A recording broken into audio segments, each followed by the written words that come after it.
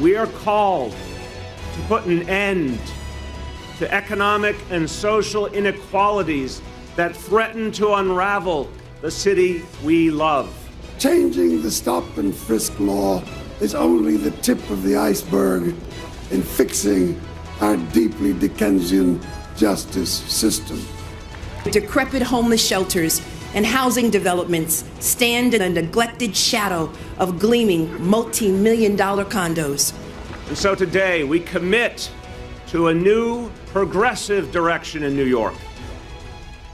That was the inauguration of New York Mayor Bill de Blasio this week. A lot of liberals thinking this is the sign of a resurgent left. We're going to get into that on the Roundtable. I'm joined by Bill Kristol, editor of the Weekly Standard, our own Cokie Roberts from ABC, Ben Smith, the editor-in-chief of BuzzFeed, Brian Schweitzer, just wrapped up 2 terms, governor of Montana, Democrat, now spending a little bit of time in Iowa. We're going to talk about that in a little bit as well. And Republican strategist and CNN contributor Anna Navarro. And I do want to get to New York, but Bill, let's start out with what we just heard from Senator Schumer and Rand Paul. I don't want to overstate this, but I started to hear, you started to see some optimism there on a couple of fronts that there really could be cooperation in Washington this year. It's just the hangover of the Christmas and New Year season, George. People, look, I think there could be cooperation. A bunch of Democratic senators are co-sponsoring a bill challenging the Obama administration on Iran. There have been Democrats who voted for delaying parts of Obamacare.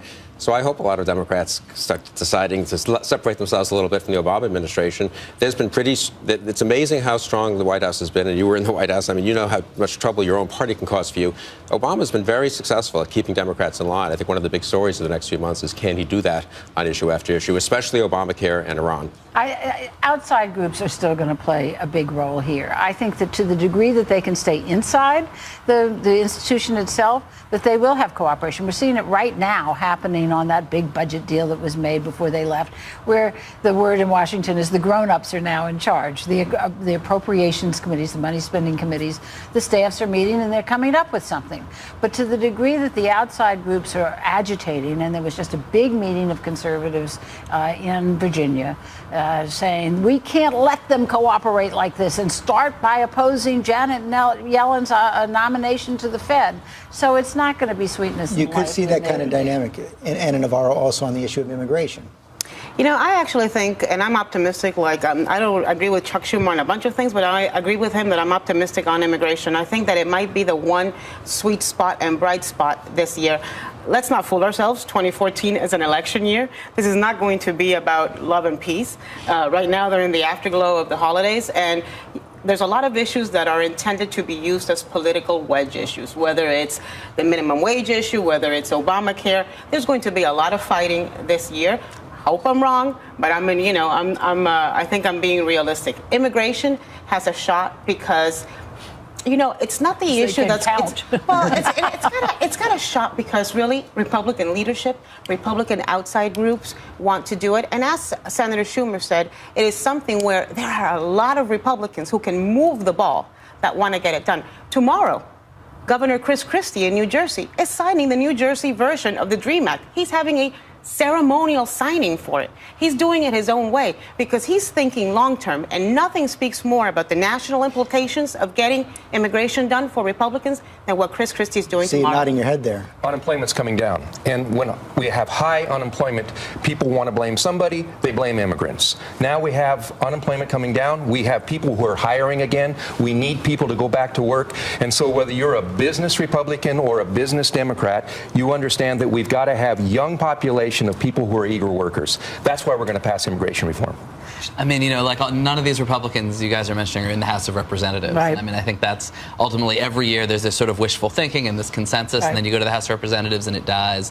But I think there's an idea that maybe right after these guys win their primaries, right. that there'll be a little window, you know, where they aren't yet worried about we had the that little window last year. But I don't know. I mean, it's just every year we kind of say this. There is a legislative way to do it, though, which is to bring up, you know, border security in one bill and bring up amnesty in another bill. Plan. And that's exactly what happened, you know, in the Compromise of 1850, where the California came in as a free state, but the fugitive slave law was part of it as well. And so, you know, you can say this was a terrible thing, but it's exactly the way it got through. And Ben, we've got a fed up, unplugged John Boehner right now that we didn't have last year, who I think is fed up with trying to accommodate folks that are not going to be accommodated ever on immigration and some other issues. So I think what kind of leadership John Boehner exerts on this is the key for whether immigration primaries will be. But will it be the Republican Party that is at the Chamber of Commerce, or the Republican Party who's boiling tea in the back room? That's what we're deciding right now. How about the Republican Party that represents middle class and working class Americans? They voted for Democrats. What? Well, they did. You know what? But I'm not. But passing immigration reform, which may further undercut working class wages, is not necessarily the right way to go. You just said unemployment's down a lot over the last 3-4 years, and there wasn't immigration reform. Maybe we should immigration's down too. Maybe we should take a serious look at what kind of immigration we want to have, and not just ram through a 1,200-page bill cobbled together in the Senate. This is what is going to be talked about in Washington, at least at the beginning of the year. But one of the points you were making earlier, and I want to get into that as well, as how, despite all this talk about immigration and health care, unemployment insurance, that a lot of President Obama's next year could get consumed by foreign policy issues. One of the things we're seeing just this weekend, al-Qaeda taking over 2 major cities in Iraq a year after the president pulled out all the troops. Yeah, 2 years, I guess, after he pulled out the troops, and a few months after he did not intervene. 2 years after he did not intervene in Syria, a few months after he spectacularly backed off in Syria. And guess what? It turns out that 150,000 people getting killed in Syria and letting al-Qaeda take over the opposition there has effects across the border in Iraq. And we face an incredibly dangerous situation, I think, in the Middle East. And I do think people don't want to talk about foreign policy for various reasons on both sides, but I think foreign policy will be a big story in 2014. Ronald Reagan, back in 1986, it was actually his salvation coming out of Iran-Contra in his second term, reached out to Mikhail Gorbachev, had an arms control agreement. Presidents tend to have more room to maneuver, but as Bill points out, a lot of real crises here for President. Well, and the Middle East is not an easy place to maneuver. Now, John Kerry is there, God love him, constantly trying to bring it together. But it is a very obviously difficult region. But there is a strong feeling that you're picking up, especially among Europeans, that the United States is absent, and that there is no leadership from the United States at the moment. Couldn't be putting more time in than John Kerry on the Middle East peace process. Well, he is, but there's a sense that he's almost freelancing, and that he's not getting a lot of support from the administration itself. Well, the Europeans are right. We've had 12 years of war. For the last 11 years, you can't find anybody left in America can tell you, why are we still in Afghanistan? Al-Qaeda attacked us. They're not in Afghanistan. We're fighting somebody called the Taliban. They live in caves in the Stone Age. Why are we still there? Because there is first of all, we went there and we promised we'd stay there. And we promised. Who did we promise? We promised Karzai, who's a crook, and his brother's the biggest drug smuggler on the planet. How is the withdrawal from Iraq and the failure to intervene in Syria working out? Do you think we're safer? Do you think Al-Qaeda is weaker as a result of that? Do you think Al-Qaeda will be weaker if we get out of Afghanistan? I lived in Saudi Arabia during the 80s when we were supporting Saddam Hussein, who was fighting Iran, the people that we know are the most dangerous actors in the neighborhood. When we went into Iraq, Al-Qaeda didn't function there. We destabilized Iraq. We threw Saddam Hussein out, who's a bad guy like a lot of other people in the Middle East, and now we have Al-Qaeda. It's our problem. We broke to China, and now we're going to have to go back in. What's your solution? My solution is to be serious about being engaged in the Middle East, not to go back in militarily to Iraq, but not to pull out 100% of Iraq or Afghanistan and leave them to go back to the same cycle that led to 9/11. Perpetual war in the Middle East. No, perpetual engagement and being serious about our responsibilities as a world power. And yes, being willing to fight when we have to fight. Are you against that? Are you against that? We went to the Middle East 60 years ago because we wanted to get a supply of oil in the Middle East and Saudi Arabia. We will now be exporting oil and gas from the United States during the next 6 years. They are competitors. Let the Europeans have a certain way, but we have a moral obligation as well. It's not just an economic obligation. We said to the women of Afghanistan, we are going to make your lives better. We're going to get you educated. We're going to get your children educated. The crisis of Syrian children right now is outrageous. There are children dying every day in these refugee camps, and we are just not making anything happen to make their lives better. You make a compelling point right there, but I'll bring this to Ben Smith. Ben, I see no appetite whatsoever in the White House to put troops back in Iraq, to insert troops in Syria, or to do anything but get troops out of Afghanistan. I mean, this president was elected in a very fundamental way to pull troops out of the Middle East. I mean, that was as much as a mandate as he had in 2008. That was it. And I just think that it's become very clear this is not a president who's going to very aggressively intervene in any of these theaters. I mean, the most interesting thing that happened this weekend was the U.S. signaling that Iran is going to be welcome at these talks in Geneva about on Syria. I mean, and the sense that maybe they can turn Iran into a constructive ally in the region.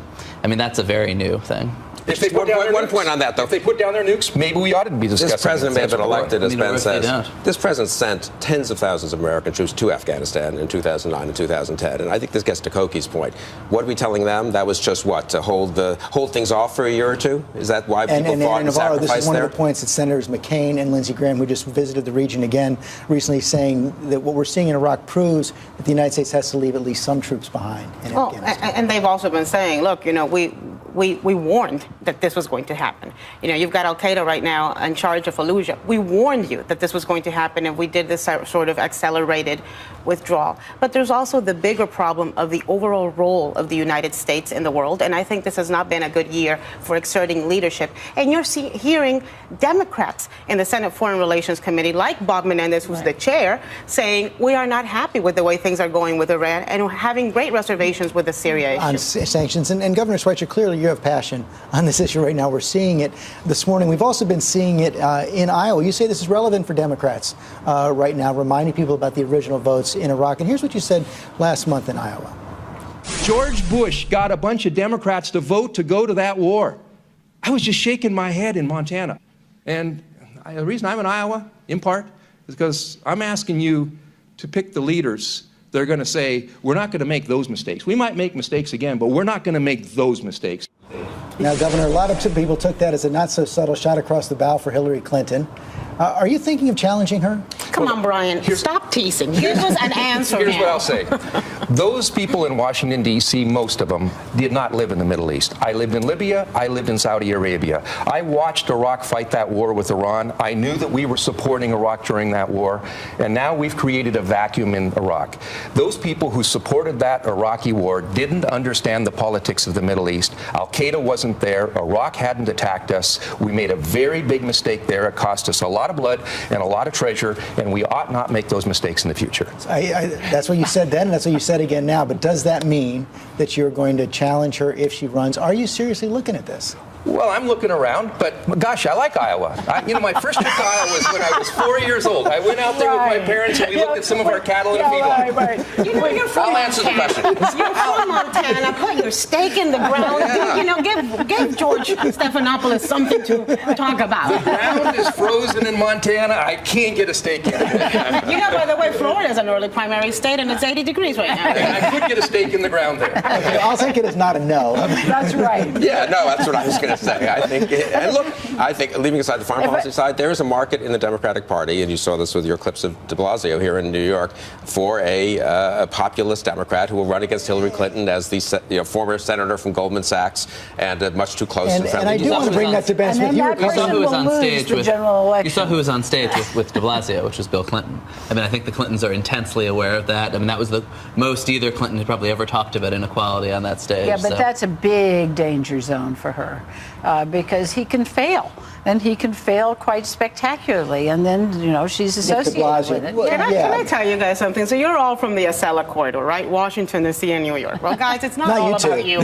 No, we're from Montana and Miami, and we were talking before the show, and I said, Brian, you think anybody in Montana knows who Bill de Blasio is? Because nobody in Miami does. No, not the mayor, though, but about the points that he's raising and the themes that he's running on this inequality theme and anti-corporatist theme. That's a theme that you've been hitting as well. Love to talk about it, but the point is, you're a mayor, Buster. You got to make sure the snow gets plowed. You got to make sure the garbage gets picked up. You got to make sure the bad guys get locked up.